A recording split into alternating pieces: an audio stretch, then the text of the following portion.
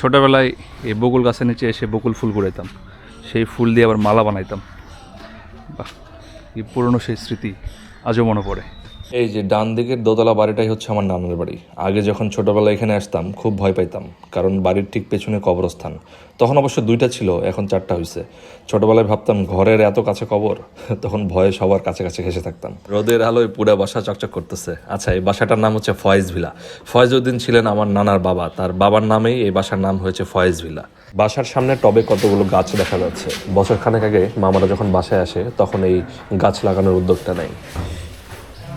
না, কবুতর কি কম ছিল নাকি? হ্যাঁ, কমে ছিল। না, ওই যে আপনারা ইয়েতে গেলেন, নওগাঁ গেলেন, না, তারপরে যে এসে কে যেন ওই নিচের ভাড়াটিয়া বলতেছিল নিচে থেকে পাখা পড়েছিল। এই যে সামনে দেখতে পাচ্ছেন, ভদ্রলোকটি আমার নানা।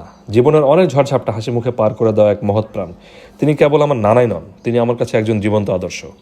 মানুষের শখ কত বিচিত্র হয় দেখছেন। আমার নানার শখ হচ্ছে কবুতর পালা। নানা সারাদিন এই কবুতরের নেশায় মেতে থাকে। ছোট থেকে দেখে আসতেছি নানা এই কবুতর নিয়ে প্রচুর ব্যস্ত সময় কাটায়। ছোটবেলায় যখন ছাদে এসে দাঁড়াতাম, দেখতাম নানা একটা শীষ দিত, আর সব কবুতর এসে একটা বসতো কাঁধে, একটা বসতো মাথায়। মানে এই দৃশ্য দেখার জন্যই আমি নানার বাসায় আসার জন্য ব্যাকুল হয়ে থাকতাম। নানা বাড়ির এই আমের গাছগুলোর সাথে জড়িয়ে আছে আমার শৈশবের হাজারো স্মৃতি। বৈশাখী ঝড়ের রাতে যখন জানালার ও পাশে আম পড়ার শব্দ হতো, তখন সব ভয় ভুলে মনে হতো কখন সকাল হবে আর কখন গিয়ে আমগুলো কুড়াবো। এই যে এই টবে লাগানো একটা পেয়ারা গাছ, এই গাছের পেয়ারা আমি অনেকবার খাইছি, কিন্তু হঠাৎ করে আজকে দেখি গাছের সবগুলো পেয়ারা কোনো একটা কারণে নষ্ট হয়ে আছে। এই যে ডান পাশে নানির রান্নাঘর, সামনে খড়ি রাখার ব্যবস্থা আছে।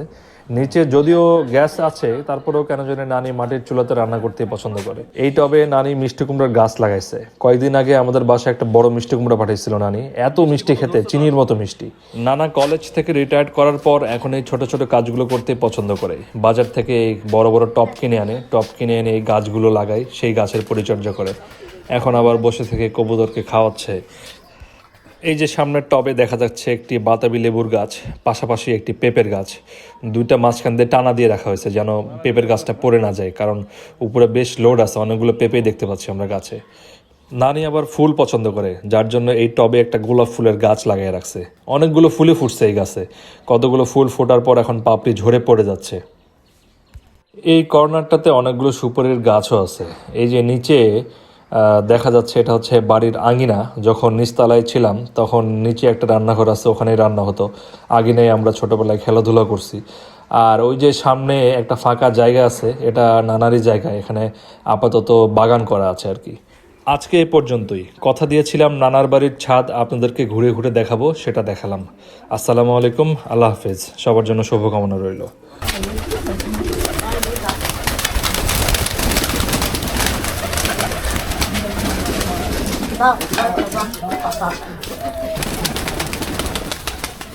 আয় আয় আয় আয় আয় আয় আয় আয় আয়।